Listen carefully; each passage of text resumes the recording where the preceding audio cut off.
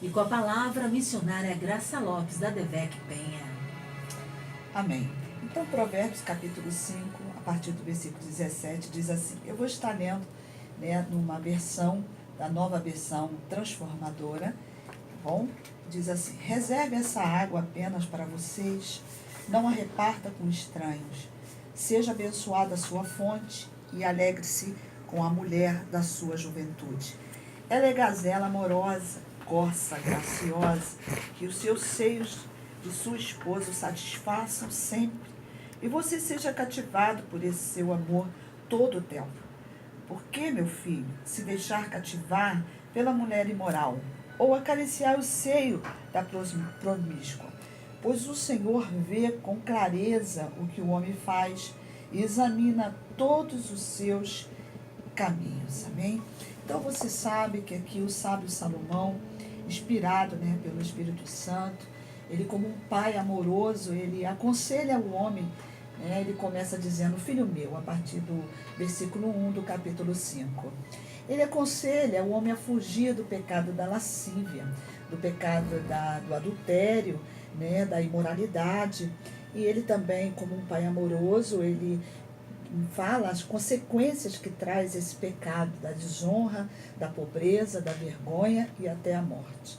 Então, no versículo 17, não tem como a gente entender o 17 se nós não lermos, o versículo 15, que diz assim: beba água da sua própria cisterna e compartilhe seu amor somente com a sua esposa. Então, aqui, o sábio Salomão está comparando a fidelidade do marido com a esposa com um poço, uma fonte, um poço novo, de águas limpas, de água clara, porque a água, você sabe, quanto mais ela for limpa, ela traz cura, ela refrigera, ela traz vida. Então ele compara a fidelidade do homem com a sua esposa, a uma vida saudável, uma vida pura, traz clareza. Mas também ele está dizendo, que o homem que adultera, a infidelidade desse homem para com a sua esposa no casamento, ele contamina o casamento. Como águas, que são transformadas em quê? Água de esgoto, água suja, água que traz doença e traz até a morte, como a gente pode ler no versículo 11, quando ele fala, que o adultério, ele diz: no final você vai gemer de angústia, quando a doença o consumir o corpo, e dirá: como eu odiei a disciplina, porque este homem foi aconselhado, mas ele negligenciou esse conselho. Então, é isso que o pecado traz, E a gente sabe que a água no casamento, Jesus, o primeiro milagre que Jesus fez ali em João 2 foi justamente transformar a água, em vinho, porque o vinho fala da alegria, fala da bênção. É isso que o versículo 18, ele fala, ele diz: seja abençoada a sua fonte. Então, quando a fidelidade, tanto da mulher quanto do homem, Deus, ele abençoa esse relacionamento. E além da bênção, ele diz: alegre-se com a mulher da sua mocidade. Na Bíblia, King James, ele diz: ser feliz com a moça que você casou. Então, vai haver bênção, com a fidelidade vai haver a bênção, porque vai haver a presença de Deus, e também vai haver a alegria. Ele diz: você terá alegria, você será abençoado com a sua primeira esposa, aquela que começou com você. Então ele diz: olha, você volte para sua esposa.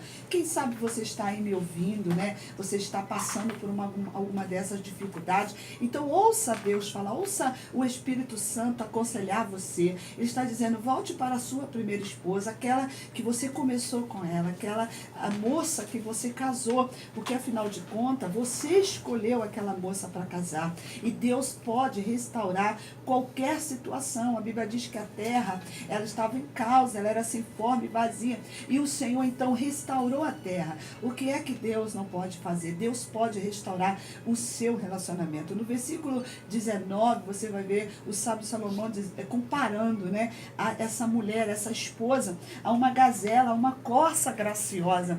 Deixa eu falar uma coisa para você. esse animal não era um animal fácil, ele precisava ser domado, mas quando ele era domado, ele se tornava dócil. Os reis traziam esse animal, a corça, para ser um animal doméstico, porque ela era delicada, amorosa, graciosa, né? Então ela se tornava aquele animalzinho ali de estimação dos reis, ela vivia entre palácios. Por quê? Porque ele era belo, ele era elegante, então, e os reis cuidavam daquele animal com muito amor.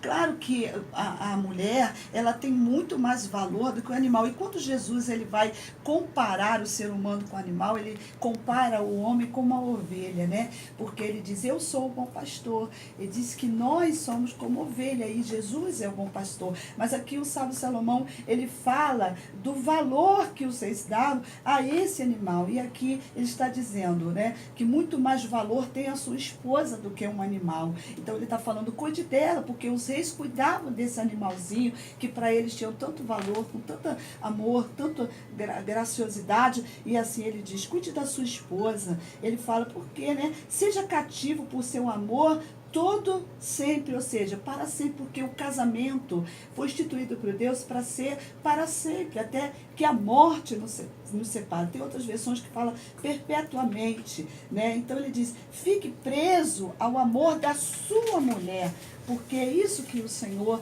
ele quer, né? Ele pode restaurar. O amor, ele não acaba. A Bíblia diz que o amor esfria. Então, quando um arroz, né? Eu vou falar como dona de casa, um arroz, ele esfria, a gente não joga ele fora. A gente coloca ele no fogo novamente e ali fica aquele arroz soltinho. É isso que o Espírito Santo faz. Ele pode, né, reacender essa chama e trazer esse amor de volta, restaurando, porque Deus, ele pode curar, ele pode nos curar da infidelidade, ele pode curar o homem da sua infidelidade, ele pode curar a mulher da sua infidelidade, né? Ele pode nos curar dessa infidelidade. No versículo 20 diz, ele faz uma pergunta, por que se deixar ficar, né, preso ou cativar pela mulher imoral? Olha, isso é uma pergunta. Ele está falando, o cativar, né, ser cativo, ser preso, porque isso vai te prender, né? Porque ele diz, por que olhar para o seio de outra mulher?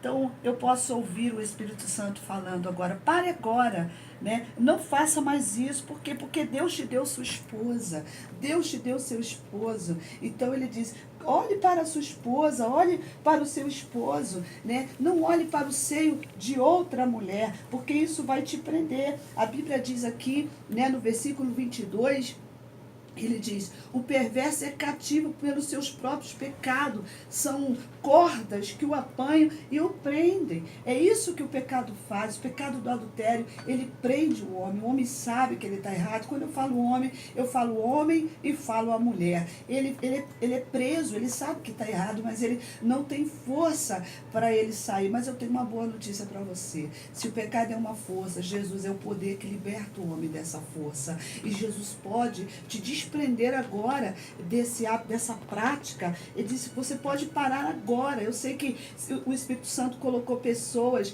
que estão me ouvindo agora nesta hora, né? Essa palavra está sendo direcionada a você. Deus está falando com você. Ele pode te ajudar. Por quê? Porque se você continuar preso nesse pecado, vai acontecer o quê? Olha o que ele diz. Ele morrerá por falta da disciplina, porque ele termina esse texto falando sobre a morte, porque é isso que o pecado traz. O pecado, ele traz a morte, né? Esse é o pagamento do pecado, é a pessoa morrer, e muitas vezes ela morre e fica longe do seu Criador. Deus não criou você para ficar longe dele. Ele pode também te curar, né, da infidelidade espiritual. Infidelidade espiritual, adultério espiritual é quando a gente não está com Deus, né? A gente sabe que Deus ama, mas a gente escolhe não andar com Deus, mas Deus pode te curar dessa infidelidade espiritual. Muitas vezes o homem é infiel à sua esposa, a esposa é infiel ao seu marido, porque ela não tem essa fidelidade a Deus, porque o homem que teme a Deus, é fiel a Deus,